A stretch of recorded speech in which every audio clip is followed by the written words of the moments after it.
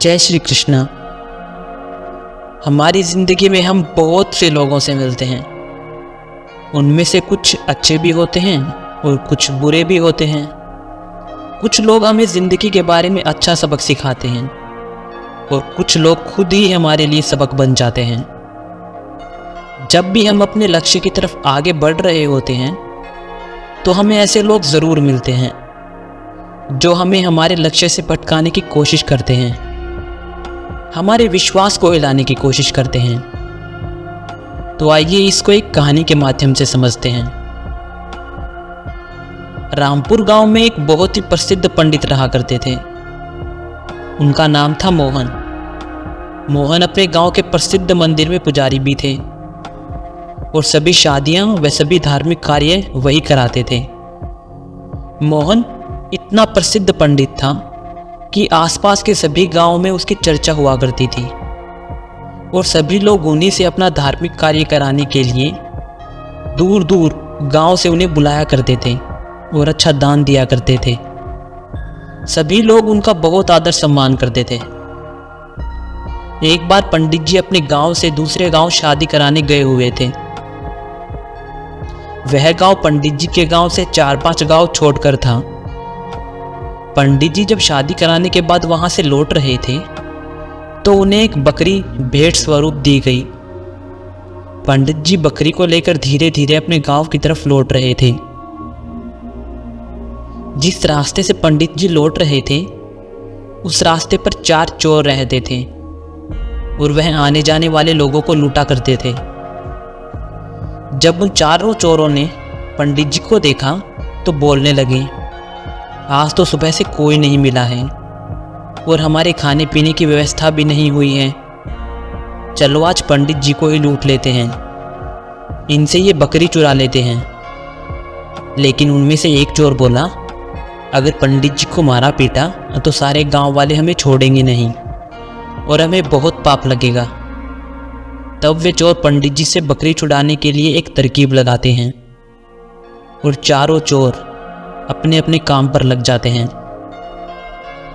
पंडित जी जब पहले गांव पहुंचने वाले होते हैं तो वहां उन्हें पहला चोर मिलता है जो एक साधारण व्यक्ति की तरह पंडित जी से राम राम करता है और उनके पैर पकड़ने के लिए झुकता है, लेकिन रुक जाता है और पंडित जी से बोलता है, पंडित जी आप तो बहुत जाने माने पंडित हैं और लोग आपकी बहुत इज्जत करते हैं, लेकिन आप इस गधे के साथ क्या कर रहे हैं? तो पंडित जी गुस्सा हो जाते हैं और बोलते हैं, अरे मूर्ख, ये गधा नहीं, ये बकरी है, बकरी। लेकिन वह चोर उनसे कहता है कि ये बकरी नहीं, ये तो गधा है। पंडित जी आपको किसी ने बेवकूफ़ बना दिया। तो पंडित जी फिर से गुस्से से कहते हैं कि तू ही मूर्ख है, यह बकरी है न कि गधा। और यह बोलकर पंडित जी आगे चल पड़े। लेकिन पंडित जी के दिमाग में इस अनोखी घटना ने एक हल्का सा भ्रम डाल दिया और वह आगे निकल गए। धीरे धीरे पंडित जी आगे बढ़ रहे थे और वह दूसरे गांव पहुंचने ही वाले थे कि उन्हें वहां दूसरा चोर मिला जो कि बिल्कुल साधारण व्यक्ति की तरह वहां खड़ा था। वो पंडित जी से राम राम करता है और उनके पैर पड़ने के लिए झुकता है, लेकिन वह रुक जाता है। पंडित जी पूछते हैं, क्या हुआ, रुक क्यों गए? तो वह बोलता है, पंडित जी आप इस गधे को अपने साथ लेकर क्यों घूम रहे हो?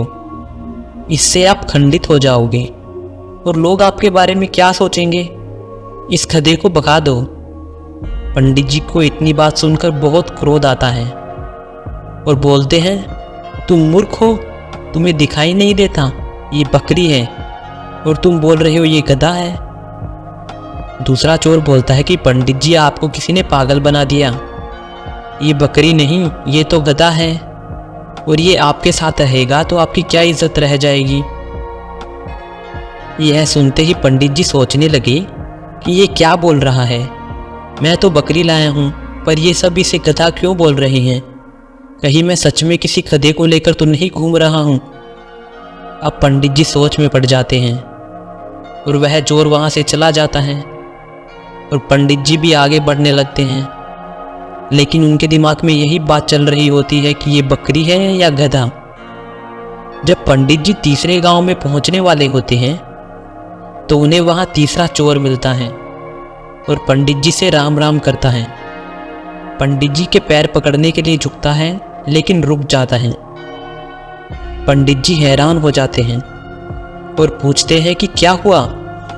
तो तीसरा चोर बोलता है कि पंडित जी, मैं आपसे आशीर्वाद तो लेना चाहता हूँ, लेकिन इस गधे को आपके साथ देखकर मुझे अच्छा नहीं लग रहा।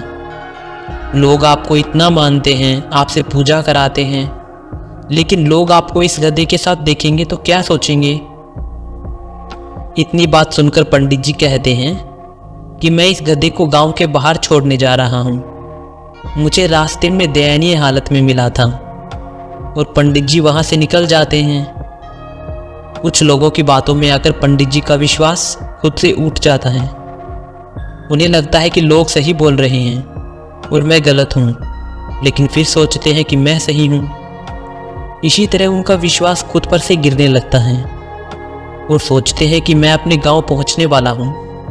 अगर ये बकरी नहीं हुई और गधा हुआ तो लोग मेरे बारे में क्या सोचेंगे। यही सोचते सोचते पंडित जी चौथे गांव पहुंचने वाले होते हैं और उन्हें वहां पर चौथा चोर मिलता है। वो पंडित जी से राम राम करता है और उनके पैर पड़ने के लिए झुकता है, लेकिन वो भी रुक जाता है। तो पंडित जी पूछते हैं, क्या हुआ, तुम रुक क्यों गए। तो वह चोर पंडित जी से बोलता है, पंडित जी, बाकी सब तो ठीक है, आप इस गधे को साथ में लेकर क्यों घूम रहे हो। तब पंडित जी कहते हैं कि मैं इस गधे को गांव के बाहर छोड़ने वाला था। तो वह चोर बोलता है कि पंडित जी, ये गधा आपको शोभा नहीं देता, लोग देखेंगे तो क्या सोचेंगे। आप इसे मुझे दे दीजिए, मैं इसे बाहर छोड़ आऊँगा। तो पंडित जी अपने आप पर विश्वास को खो देते हैं और उस बकरी को गधा समझकर उस चोर को दे देते हैं और अपनी बकरी को छोड़कर आ जाते हैं। और उन चारों चोरों की यह तरकीब काम कर जाती है और वह पंडित जी से बकरी छुड़ा लेते हैं और उसे बेचकर पैसा कमा लेते हैं। तो जिस तरह चोरों के बार बार कहने पर पंडित जी ने ये मान लिया कि उनके पास गधा है, बकरी नहीं, ठीक उसी प्रकार लोग हमको भी ये बार बार कहते हैं कि ये काम मुश्किल है, तुझसे नहीं होगा, तू नहीं कर पाएगा। लेकिन अगर हम सही हैं और हम अच्छा काम कर रहे हैं और लोग ये बात समझ नहीं पा रहे हैं या फिर समझ के भी हमको भटकाने की कोशिश करते हैं, तो हमें उनकी बातों में नहीं आना है और अपने लक्ष्य पर अडिग रहना है। तो आशा करता हूँ कि आपको ये कहानी पसंद आई होगी। राधे राधे।